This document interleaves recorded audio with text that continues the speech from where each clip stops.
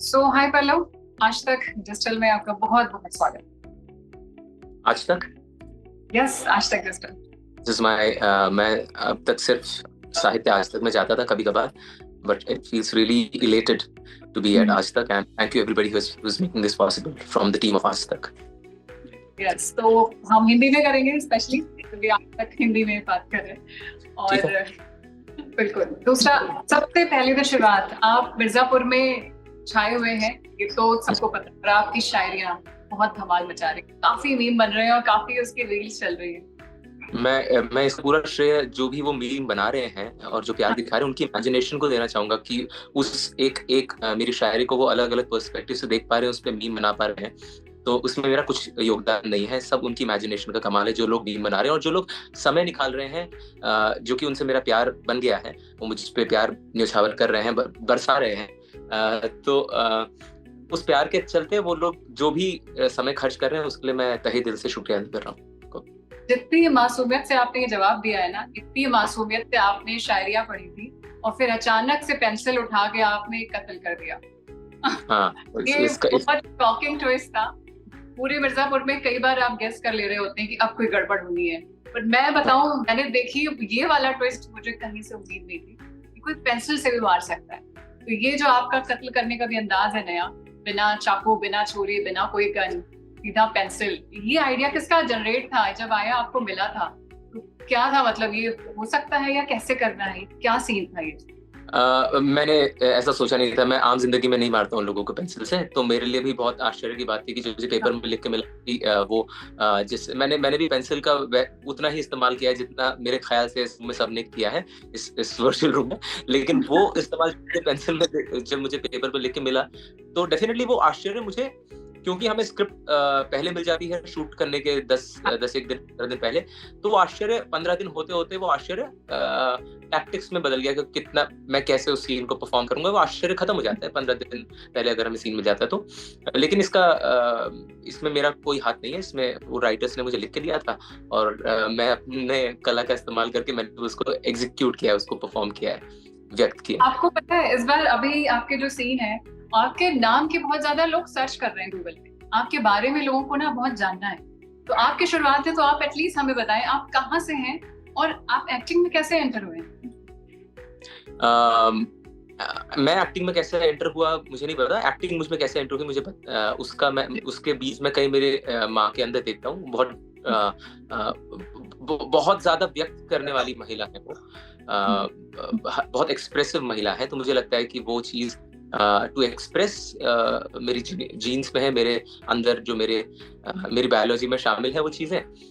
लेकिन मैं हमेशा कहता हूँ कि मैंने एक्टिंग की तरफ रुझान नहीं किया, एक्टिंग ने मेरी तरफ रुझान दिखाया। बिकॉज मैं उत्तर प्रदेश में, मेरे माँ बाप का गांव वहां पर है, ईस्टर्न उत्तर प्रदेश में, गाजीपुर में। लेकिन मेरी पूरी शिक्षा दीक्षा कोटा राजस्थान में हुई। तो मैंने तो अपने दूर दूर तक के ख्यालों में नहीं सोचा था कि मैं इस विधा में जुड़ूंगा। लेकिन इस विधा का मैं शुक्रगुजार हूँ कि वो उसने मेरे पे मेहरबान होना काबिल समझा मुझे इसके, वो मेरे पे मेहरबान हो पाए। मैंने सिर्फ उड़ते उड़ते सुना था कि नेशनल स्कूल ऑफ ड्रामा एक स्कूल है, इंटरनेट पे पढ़ा था। मैंने उसका, हालांकि मैं थिएटर कर रहा था, वो कर रहा था बिकॉज इतनी एनर्जी रहती है और मेरे अभी भी है, तो उसको कहीं तो यूटिलाइज करना था। वो नहीं तो फिर जो रही पेंसिल के साथ करता है उन कामों में यूटिलाइज होती। इससे अच्छा मैंने उनको थिएटर करने में यूटिलाइज किया। अपने स्कूल डेज से मैं कर रहा था, स्कूल कॉलेज।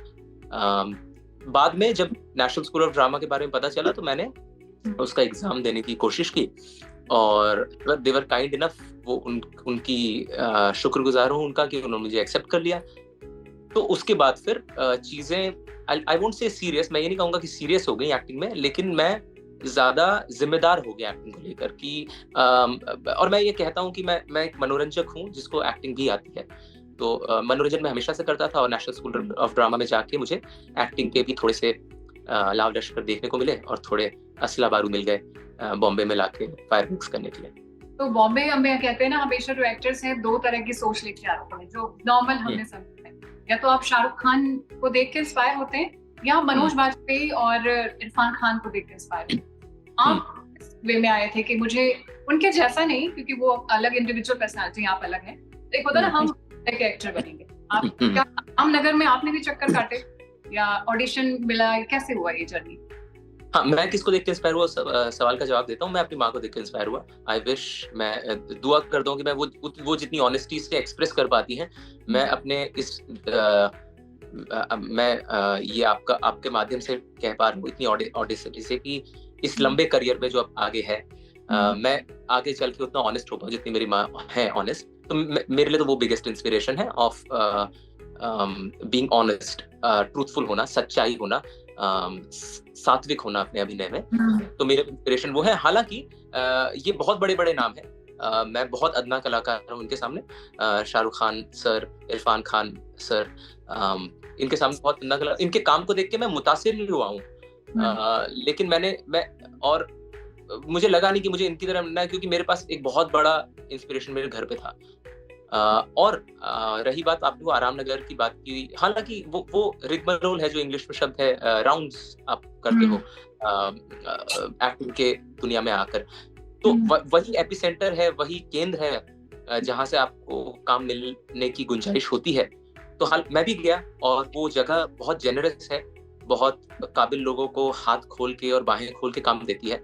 तो मैं पता नहीं मैं कितना काबिल हूँ, लेकिन उन्होंने मुझे काम दिया, तो इसमें लक का भी उतना ही हाथ है और मेरी कला का भी उतना ही। और आपको ये जो आपका रोल है, इसमें आपको कैसे मतलब ऑफर हुआ था ये वाला रोल? आपके ऑडिशन दिए आपने या फिर कॉल आया, आपको कहीं देखा था उन्होंने, क्या चीज थी ये कहानी? नहीं देखा तो ऐसे उनके पास समय ही नहीं होता कि वो आपको कहीं देखें, क्योंकि बहुत ही मेहनत से काम करती है कास्टिंग इंडस्ट्री। उनके पास बहुत बहुत बड़ा दारोमदार है, जिन मनोरंजन की चीजों पे इतना सादा पैसा लग रहा होता है, उनकी जिम्मेदारी उनके काबिल कंधों पे होती है। तो वो मैं इतना पॉपुलर फेस तो नहीं था कि मैं किसी लक्स की एड में बाटने में बैठा हूँ, हाँ हमें इस लड़के को लेना है। तो मैं उनके ऑफिस गया था, उनके पास मेरा इंट्रोडक्शन वीडियो था, और उनको लगा कि ये चेहरा और इसके अंदर जो भी काबिलियत है, out of many 100 people out there, है ना, सैकड़ों लोग होते हैं, मैं कोई स्पेशल नहीं था वहां पे। वो उन लोगों की जो कास्टिंग में, आई क्रेडिट देम, कास्टिंग में और वहां पे गुलशन थे, उन्होंने उनकी टीम से मुझे फोन आया कि आओ देखते हैं तुम्हें कि तुम इसको कैसे अदा करते हो। और मैं गया, और उन्होंने स्पेस को बहुत डेमोक्रेटिक बनाया, बिकॉज कई बार क्या होता है स्पेस में, अगर डेमोक्रेटिक मतलब आदान प्रदान आइडियाज का अच्छे से हो पाए, संचार अच्छे से हो पाए, ऐसा ना हो कि वो बहुत ऊपर लगे और मैं अपने आप को बहुत छोटा महसूस करूं। उन्होंने बिल्कुल ऐसा नहीं महसूस कराया। तो मेरे अंदर की जो मसल्स जो तनी हुई थी वो ईज आउट हुई, और फिर I was just respectful to the lines given. नहीं, आपने बहुत अच्छा रोल प्ले किया है, और बहुत ही जो शुरुआत में मासूम, लेकिन आपके किरदार ने ना एक ट्विस्ट ले लिया है अभी कत्ल करने के बाद, वे क्रिमिनल बन गया। तो क्या आगे के सीजन में हम आपको दूसरा गुड्डू पंडित बनते देखेंगे? मैं मेरे कंधे ना इस चीज का आंसर देने के लिए बहुत कमजोर है। आपको मैं 2 काबिल लोगों के नाम बताता हूँ, रितेश सिद्धवानी एंड फरहान अख्तर। उनके बहुत काबिल कंधे हैं, और उनको मुझे क्या पूरे दुनिया को उन पे भरोसा है। वो जैसे चार्ट आउट करेंगे आगे इस सीरीज को, मैं अपना खून का एक एक कतरा उस पे खर्च कर दूंगा उस रोल को अदा करने के लिए, अगर वो मुझे फोन करेंगे तो आगे। नहीं, मुझे आपका जरूर फोन आएगा, कहानी में ट्विस्ट ही वहीं से, और हम मान के चल रहे हैं कि आपको बड़ा रोल है उसमें कहीं, अदरवाइज ये हिस्सा आपके हिस्से में नहीं आता कि आप धीरे से इतना बड़ा काम कर रहे हैं। तो बिल्कुल है। और दूसरी बात, और ये बताइए, ये हो गया मिर्जापुर के अलावा भी कहीं कोई कोहराम मचा रहे हैं आप? क्या कर रहे हैं इसके बाद, क्योंकि ऑफर आने लग जाते हैं, आप बहुत वायरल है। हाँ, बस वायरल ना हो जाए मुझे। बाकी तो मैं और कोहराम मचा रहा हूँ, कोशिश पूरी है, लेकिन देखते हैं कि किस्मत का कितना साथ होता है, क्योंकि जो वायरल भी हो रहा है, आई एम जस्ट लकी। मैं सिर्फ लकी हूँ और भाग्यशाली हूँ कि मेरी झोली में ये मोहब्बत आ रही है। मेरा सर झुका हुआ है, मेरी बाहें खुली हुई है, और मेरी भूख बढ़ रही है। इस मोहब्बत को मैं बहुत अच्छे से काबिल तरीके से समा सकता हूँ। आगे एक फिल्म और आएगी प्राइम वीडियो की ही, प्राइम वीडियो चैनल पे ही, प्राइम वीडियो चैनल पे ही, प्राइम वीडियो प्लेटफॉर्म पे। लेकिन उसके बारे में जब मुझे गो अहेड मिल जाएगा, मैं उसके बारे में भी बात करने के लिए रेडी हो जाऊंगा। बिल्कुल, हमें कोई उसमें वो नहीं, आप आराम से बताएं हम उसके बारे में, क्योंकि अभी तो बहुत ज्यादा है। क्योंकि और अच्छा, दूसरी बार जब आपको मिर्जापुर ऑफर हुआ होगा तो ये ऑलरेडी हिट सीरीज है और आपका हाँ रोल हाँ उसमें ऐड होता है, तो ये चीज हाँ। क्या नॉर्मली लोग कहते हैं बहुत खुशी होती है, बिल्कुल आप एक सफल प्रोजेक्ट के साथ जुड़ते हैं, लेकिन उसके साथ साथ एक जिम्मेदारी आ जाती है। आप में वो प्रेशर आया था आपको जब ये रोल कर रहे थे, मिला था वो? मैं सही बताऊं, मैंने ये एक आध जगह और बात कही है तो ऐसे रेपिटेटिव ना लगे, मैं ये मेरी ऑनेस्ट फीलिंग है। आपने टाइटैनिक फिल्म देखी है? हाँ, पे जब वो उसको टिकट मिलता है वो बड़ी शिप पे चढ़ने का, तो वो कितना प्रफुल्लित होता है और उल्लास से भर जाता है। मैंने बिल्कुल वैसा ही महसूस किया। ये इतना बड़ा फ्रेंचाइज है मिर्जापुर 3, एक्सेल एंटरटेनमेंट ने क्रिएट किया हुआ, और प्राइम वीडियो उसमें इक्वली भागीदारी है, उसको उसके एग्जिबिटर है प्राइम वीडियो।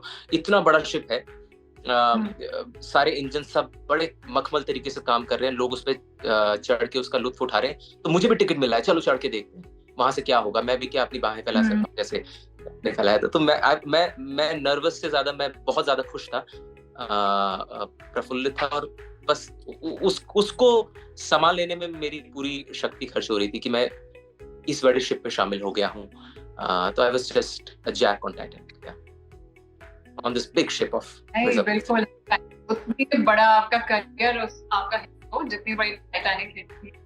और अभी मिर्जापुर अच्छा के लिए आप कह रहे हैं अभी बात नहीं करेंगे, मैं समझ, हमें फरहान अख्तर से बात करनी पड़ेगी। लेकिन इसके अलावा अभी एक चीज सोशल मीडिया पे बहुत ज्यादा चर्चा में है आपके साथ, आपकी जो शायरियां हैं जो आप सुना रहे हैं, लीलता बहुत ज्यादा है, तो इसका क्रिटिसिज्म बहुत ज्यादा आ रहा है। कई कवियों सोशल मीडिया पे लिखते हैं कि ये तरीका ठीक नहीं या ऐसी चीजें, तो ये आप इसको किस तरह लेते हैं या क्या रिस्पॉन्स करना चाहेंगे उसके? मैम ये तो क्या होता है ना कि आर्ट का काम बड़ा फिक्शन का काम होता है। आपने वो देखा कि ऐसे बना के मॉन्स्टर बनाते हैं, इधर से टॉर्च मार के उधर आगे पीछे दीवार, तो मॉन्स्टर असली में थोड़ी होता है, वो तो मेरे हाथ, it's a shadow show, it's a work of fiction, it's मनोरंजन। तो उस क्या बोलते हैं, मॉन्स्टर को असली थोड़ी समझना चाहिए, वो तो मनोरंजन के लिए होता है, बच्चों का मन लुभाने के लिए। मैं ये नहीं कह रहा कि जिन तक ये चीज पहुंची वो बच्चे हैं, सब बड़े काबिल लोग हैं, मैं सिर्फ एग्जाम्पल के तौर पे कह रहा था। लेकिन वर्क ऑफ फिक्शन हमारा सिर्फ primary motive team Mirzapur and prime video रहता है कि हम सिर्फ दिल लुभा सकें, लेकिन उसके चक्कर में रिकोशे होके कुछ चीजें स्प्रिंकल भी होती हैं। तो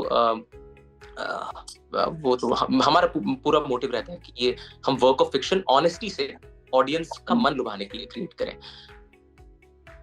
अच्छा, इस बार एक और भी बात है, ये मेरा लास्ट सवाल होगा आपसे कि मिर्जापुर में अभी जो 2 सीजन का बहुत हिट, तीसरा भी हिट है, बिल्कुल ऑब्वियस सी बात है, लेकिन इस बार कहा जाता है कि जैसे ना थोड़ा सीजन स्लो है, इसमें पॉलिटिक्स बहुत ज्यादा है, वायलेंस बहुत कम है, मतलब इन कंपैरिजन। और जो क्या ये तीसरा सीजन एक बेट है चौथे के आने में, या किसी रीजन से इसको स्लो किया गया है? मैं आपसे चौथे की कहानी नहीं पूछ रही, लेकिन फिर भी ये तीसरे में थोड़ा स्लो आपने महसूस किया? मुझे तो बहुत पसंद आया, मैं तो दीवाना हो गया इस फिल्म का, बिकॉज कई बार क्या होता है कि आप वेकेशन पे जाती ही होंगी कहीं, आई एम श्योर, तो आप भी घर के चार दीवारी से हम बोर हो जाते हैं। तो वही हमें कई बार होता है कि सीजन दर सीजन अगर हम सेम चीज परोसते रहेंगे तो हम कहीं और भी कहानियों को मोड़ के लेके जाते हैं, उस शिप को कहीं और भी मोड़ के लेके जाते हैं, देखिए ये नजारा भी देखिए, और फिर हम अलग अलग दिशाओं में उस शिप को लेके जाएंगे। लेकिन हमारी पूरी कोशिश थी बेस्ट व्यू दिखाने की अपनी स्टोरी टेलिंग के माध्यम से। जो हमारे राइटर्स हैं, अविनाश सिंह, अविनाश तोमर, विजय नारायण वर्मा एंड अपूर्व धर, इन सब की पूरी कोशिश थी। And I credit the writer of the shayari, Ashish Mishra. हमारी पूरी कोशिश थी कि बेस्ट पॉसिबल एंटरटेनमेंट हो पाए, लोगों की उस पर अपनी प्रतिक्रियाएं होती हैं, वो हम पूरी कोशिश करते हैं उन प्रतिक्रियाओं से सीखें, हम उसको लाइटली ना लें, सीखें कि कैसे हम क्या पॉइंटर्स को हम ध्यान में रख सकते हैं। और बाकी प्रतिक्रियाएं, मिर्जापुर 3 इतना लॉडेड सीरीज है, इतना प्रशंसा किया हुआ सीरीज है, तो हम उसको हमें तो ऐसे ही लग रहा है कि हमारे कंधों पर हाथ बढ़ रहे हैं, और हम पूरी कोशिश से थ्रॉटल्ड रहेंगे, मोटिवेटेड रहेंगे कि अगला सीजन इससे भी ज्यादा, जितना इसको प्यार मिल रहा है इससे और ज्यादा बड़ा प्यार बना के काबिल बनाए। नहीं, बिल्कुल पल्लव, आपने बहुत शानदार काम किया है, और चौथे सीजन में हमें पूरी उम्मीद है कि हम आपको देखने वाले हैं। कहानी आपको सुनाई जा चुकी होगी या सुनाई जाए, जो भी रहे, लेकिन हमें बहुत सारी आपको दुआएं मेरी ओर से कि आपका करियर बहुत शानदार रहे और आप सक्सेसफुल एक्टर बने और आप बहुत खूबसूरत काम कर रहे हैं। Thank you. मैं आपके आपके इस चैनल के माध्यम से एक लास्ट वर्ड मैं भी बोलना चाहूंगा, जो भी पॉसिबल बना रहे हैं उनको मेरा शत शत नमन।